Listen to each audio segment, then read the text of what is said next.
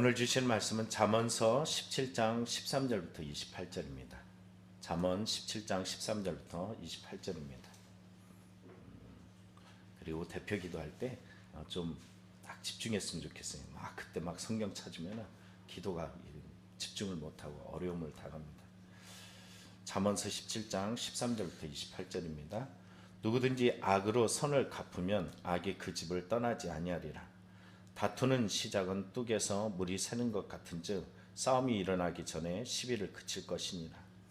악을 의롭다 하고 의인을 악하다 하는 이 두 사람은 다 여호와께 미움을 받느니라. 미련한 자는 무지하거늘 손에 값을 가지고 지혜를 사려함은 어쩌미고 친구는 사랑이 끊어지지 아니하고 형제는 위급한 때를 위하여 낳느니라. 지혜 없는 자는 남의 손을 잡고 그의 이웃 앞에서 보증이 되느니라. 다툼을 좋아하는 자는 죄가를 좋아하는 자요 자기 문을 높이는 자는 파괴를 구하는 자니라. 마음이 굽은 자는 복을 얻지 못하고 혀가 패역한 자는 재앙에 빠지느니라. 미련한 자를 낳는 자는 근심을 당하나니 미련한 자의 아비는 낙이 없느니라. 마음의 즐거움은 양약이라도 심령의 근심은 뼈를 마르게 하느니라. 악인은 사람의 품에서 뇌물을 받고 재판을 굽게 하느니라. 지혜는 명철한 자 앞에 있거늘 미련한 자는 눈을 땅끝에 두니라. 미련한 아들은 그 아비의 근심이 되고 그 어미의 고통이 되느니라. 의인을 벌하는 것과 귀인을 정직하다고 때리는 것은 선하지 못하니라. 말을 아끼는 자는 지식이 있고 성품이 냉철한 자는 명철하니라. 미련한 자라도 잠잠하면 지으른 자로 여기고 그의 입술을 닫으면 슬기로운 자로 여기느니라. 아멘. 묵상의 보에 이런 글이 있습니다. 예수님의 십자가, 예수님의 부활, 다시 말하면 복음이라는 것은 우리의 삶의 갈등을 처리하는 방식을 새롭게 한다는 것이에요. 그러면 일반적이 아니라 변화된 어떤 뭔가 다르다라는 것이죠.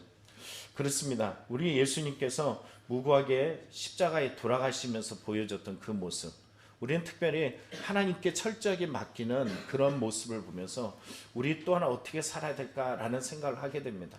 목회하다 보면 참 진짜 이 억울하고 속상하고 힘든 일이 참 많아요. 그럴 때마다 저는 이 신원한다는 말을 참 좋아합니다. 그래서 하나님 보소서, 어떤 문자적인 테러나 아니면은 심리적인 테러나 아니면 정말로 테러라고 말할 수밖에 없을 만큼 그만큼 생각지 못한 일들을 당할 때면은 정말 히스기야 기도처럼 주님 앞에 가져와서 이 핸드폰을 저는 펴놔요. 그리고서 주님 보소서, 이 억울함을, 이 속상함을 보시옵소서, 그리고 갚아주시옵소서 라고 얘기해요. 그런데 가장 갚아달라고 기도할 때 어떤 갚음을 원하면서 하나님께 기도하냐면요, 이렇게 이야기합니다. 하나님, 주를 잘 만나게 하셔서 자신이 이 일들이 얼마나 하나님 앞에 바르지 못한 것인지 알게 해주십시오. 이렇게 갚아주십시오. 이렇게 얘기해요. 그럼 주님 앞에 평생 기억나서 더 기도할 거 아닙니까? 저에게 그런 한 사람이 있어요. 그런 응답이 여기 근처에 있는 전도사님네 가정입니다. 억울하고 힘들어가지고 일주일을 거의 죽다 살다시피 해서 간절히 기도했던 적이 있는데, 그렇게 기도해서 응답받아서 아주 좋은 응답을 받아서 저에게는 오른팔 같고 저에게는 가장 특별한 사람이 되어 있습니다. 우리의 삶도 그런 것 같아요. 오늘 성경을 보면은 하나님께서 내게 주신 수많은 원수, 고통, 괴롭게 하느니 힘들게 하느니 그런 이들이 우리의 주위에 정말로 널브러져 있어요. 많죠? 그런데 그런 것들에 대해서 우리는 어떻게 해야 될까요? 우리는 악을 악으로 갚지 않고 악을 선으로 갚을 수 있는 무릎이 있습니다. 그 모든 것들의 행함은 예수 그리스도를 믿는 믿음 안에 있습니다. 우리 저와 여러분이 이 믿음을 가지고 살아가길 축복합니다. 오늘 13절을 보면 이렇게 말합니다. 누구든지 악으로 선을 갚으면 악이 그 집을 떠나지 아니하리라. 선이라는 것은 좋은 것, 옳은 것, 선대하는 것을 말하고 있어요. 근데 여기에 또 악이라는 단어가 나오죠. 악이라는 것은 사악함, 부패 이런 의미를 가지고 있습니다. 선대하면 당연히 선대하게 되어 있죠. 그렇죠? 그런데 이 선대하는 것은 세상의 기본적인 이치예요. 그래서 예수님께서 누가복음 6장 33절에 이렇게 말씀하십니다. 너희가 만일 선대하는 자만을 선대하면 칭찬받을 것이 무엇이냐? 죄인들도 이렇게 하느니라. 죄인들도 선대하는 것에는 선대한다는 말이에요. 그러면 선대해야 될 기본적인 이런 도리에 대해서 전혀 선대하지 않고 악의로 갚는 사람들이 있다라는 거죠. 그 선대를 받았음에도 악으로 갚는 사람들을 우린 뭐라고 이야기해요? 배은망덕한 자, 이렇게 표현합니다. 이 배은망덕한 자, 삶 속에 보면은 이런 기본적인 태도, 기본적인 이러한 것들을 행하지 않냐고 배은망덕한 사람들이 주위에 많습니다. 내가 그냥 선대했으니까 당연히 선대함이 돌아올 거야 라고 얘기했지만 그러지 않아요. 선대했음에도 불구하고 도리어 악의로 내게 다가오는 일들이 많아요. 여러분, 이게 이럴 때 내가 선을 행하는 것이 쉬울까요? 어려울까요? 어렵습니다. 다윗은 시편 38편을 통해서 이렇게 고백해요. 또 악으로 선을 대신하는 자들이 내가 선을 따른다는 것 때문에 나를 대적하나이다. 악으로 선을 대신하는 자들은 내가 선을로 대신하면은 그걸로 인해서 도리어 더 고통을 주고 힘겹게 하고 어렵게 하고 이상하게 만드네. 아들이 군대에도 이상한 애가 있더라고요. 군대 전에 어떤 감옥 이런 데 갔다 와가지고 야, 너 네 주위에 감옥도 갔다 온 애도 없냐? 이상한 놈이네. 이렇게 얘기한다는 거예요. 이상한 사람들이 널브러져 있어요. 정말 널려 있습니다. 그런데 우리가 여기 기억할 것은 선으로 악을 대하는 것이 하나님 앞에 옳은 것이지 선을 악으로 갚는 것이 옳은 것이 아니라는 것이. 결국 어떻게 됩니까? 표준 세번역으로 제가 13절을 읽어드리면 이렇게 번역합니다. 악으로 선을 갚으면 그 집에서 재앙이 떠나지 않으리라. 여러분, 선을 대했는데 악으로 갚는 자는 결국 어떻게 한다는 말이냐면은 하나님이 심판하실 거라는 거예요. 여러분, 그러기에 우리는 복음을 가지고 예수 그리스도께서 십자가를 통해서 우리에게 보여주신 그 믿음을 가지고 악을 선으로 갚고 그리고 선으로 악을 이기는 성도들의 신앙이 되길 간절히 축원합니다. 삶 속에 또한 나타나는, 대답을 안 하시네요. 어려운 일이에요. 맞아요. 그쵸, 어려운 일이에요. 더 기도하면 되는 것 같아요. 자, 오늘 14절을 보면 사소한 시비에 대한 경고예요. 여러분, 어떤 가정에 큰 문제가 있어요. 그리고서는 막 산이 죽니, 그러고서는 이 엄청난 일이 일어났는데, 여러분, 처음에 시작이 어디로부터 오는 걸까요? 사소할까요? 아니면 중요한 걸까요? 오늘 성경을 읽어봅니다. 14절에 다투는 시작은 뚝에서 물이 새는 것 같은즉 싸움이 일어나기 전에 시비를 그칠 것이니라. 여러분, 여기 보면은 뚝이 물이 새는 것 같다. 물이 쫄쫄쫄쫄 셀 때 그때 막아내야 된다는 거예요. 그 별것 아닌 것, 정말로 이 사소한 것들이 이 엄청난 일들을 땜을 정말로 무너뜨릴 수 있습니다. 죽음 앞에 있는 사람들이 이구동성으로 하는 말이 있대요. 제가 이제 관련된 분한테 들은 얘기예요. 죽음 앞에 서면 그때 아무것도 아닌 것 때문에 내가 왜 이렇게 억울해하고 힘들어하고 그리고 그 산이 죽니 이러면서 살았는지 모르겠다라는 이런 말을 한다라는 거예요. 죽음이 딱 임박했을 때 보면은 그때 보면은 야, 얘 그때 그럴걸, 그때 이럴걸. 여러분 보시죠. 여러분 장례식장에 가면은 자녀들이 그 어머니한테, 아버지한테 가고 나서 뭐라 그래? 그때 못한 놈이 울어요? 잘한 놈이 울어요? 왜 그럴까요? 살았을 때는 잘 모른다는 거죠. 사소한 시비라는 것들로 인해 가지고 그 문제가 점점 마음의 그 창고에다 차곡차곡 쌓아놨다가 어느 날 갑자기 이게 점점 커져요. 근데 이 죽음 앞에 딱 이르러 보면은 그거 아무것도 아닌데 이렇게 된다는 거예요. 그래서 성경은 우리에게 말합니다. 같은즉 싸움이 일어나기 전에 시비를 그쳐라, 이렇게 말씀하고 계세요. 여러분, 우리의 삶에 시비를 그치는 믿음이 되길 원합니다. 또 이 땅의 모습을 보면 악인들이 승리하는 세상은 어떨까? 자, 악인들이 이 땅에 난무할 때 어떤 일이 일어날까요? 하나님의 질서가 무너집니다. 성경 15절을 보면 악인을 의롭다 하고 의인을 악하다고 하는 이 두 사람 다 하나님께 미움을 받느니라. 악인을 의롭다, 의인을 악하다 하는 시대는 하나님의 말씀이 통치하는 것이 아닙니다. 그런 시대는 자기 생각들, 하나님은 악하다 그러는데 자기는 선하다 그러고, 하나님은 선하다 그러는데 악하다 하는 시대가 오면은 분명히 말하는 것은 하나님께 미움을 받는다는 거예요. 하나님께 미움을 받는다는 것은 어떤 말일까요?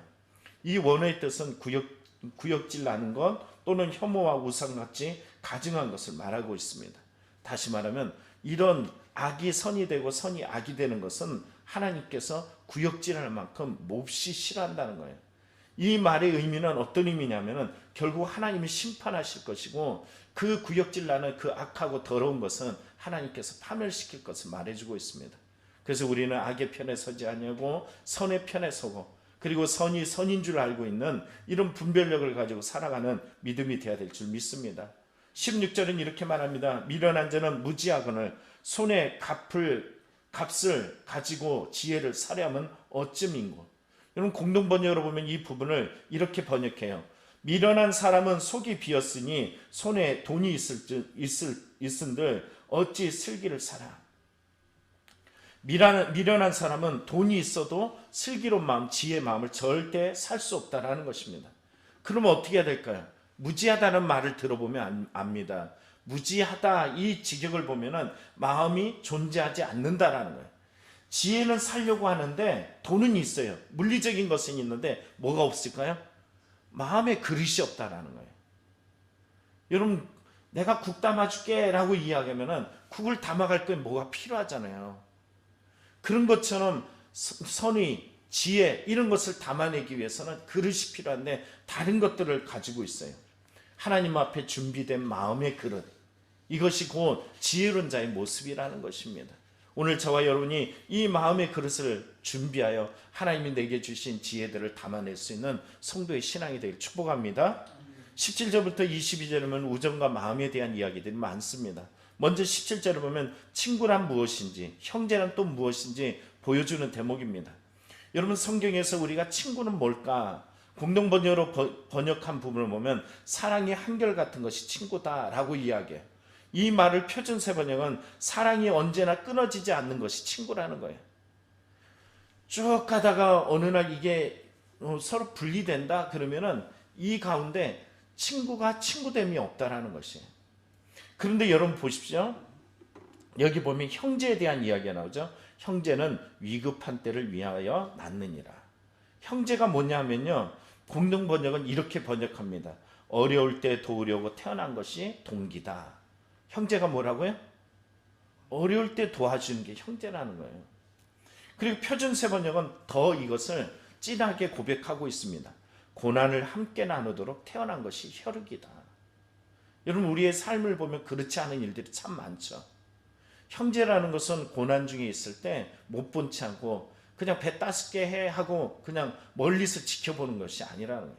고난의 자리에 함께하는 마음, 함께 나누는 마음, 함께 위로하고 함께 고통을 그 자리를 같이 걸을 수 있는 이것이 친구, 이게 곧 형제 모습이라는 것입니다. 그러면서 성경은 이 친구와 형제 사이에서 누가 더 낫냐 이 얘기를 해주고 있어요. 여러분 형제가 나을까요? 친구가 나을까요? 예, 형제가 나야 되는 거예요. 근데 현 삶을 보면 어떤 때는 가족보다도 이웃이 낫다라는 말을 할 정도의 이 시대가 되었습니다. 이 말은 이 시대가 얼마나 하나님 앞에 많이 마음들이 떠나 있는지를 보여주는 대목이죠. 18절은 보증에 서는 일에 대해서 말하고 있습니다. 지혜 없는 자는 남의 손을 잡고 그의 이웃 앞에 보증이 되느니라. 원뜻을 보면은 지각이 없는 사람은 남에게 보증을 선다는 거예요. 생각해봐 보증이 얼마나 위험하고 어려운 일인지 이걸 얘기합니다. 19절은 무엇을 좋아하느냐에 대한 이야기예요. 여러분 우리가 좋아한다라는 원뜻을 보면은 사랑하다, 열정적이다 또는 감정적으로 좋아하다 이런 뜻을 가지고 있습니다. 내가 무엇에 마음을 쏟아내고 있는지 보여줘요.